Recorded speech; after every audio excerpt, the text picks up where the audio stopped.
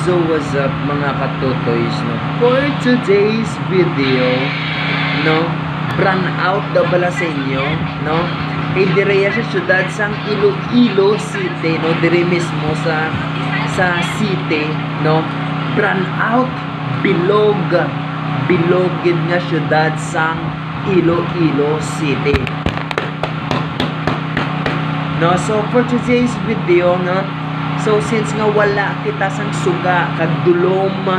no, ang palibot kag ang syudad kay tungod gani wala kuryente, no, hasta ini mag-aga, no, so nangita kita sang paagi, no, so kita lang danay maka video guro subong, no, kita lang gid guro subong makaobra sang content kay ti syempre, no, mga content creator dira balaan ko wala ka mo kuryente.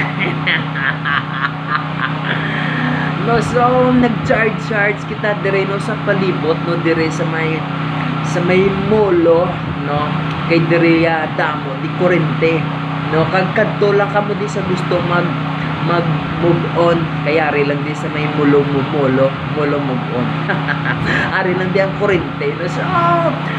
chance tani kag tsamba taniya kay wala ta sila yung kuryente, no, so update tabi, no, si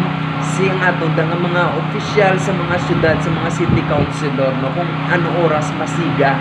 kag kung ano oras mabalik ang kuryente. Kaya amo ginaang ang concern, no, amo ginaang main gid nga ginareklamo sa mga pumuluyo diri sa syudad sang Iloilo,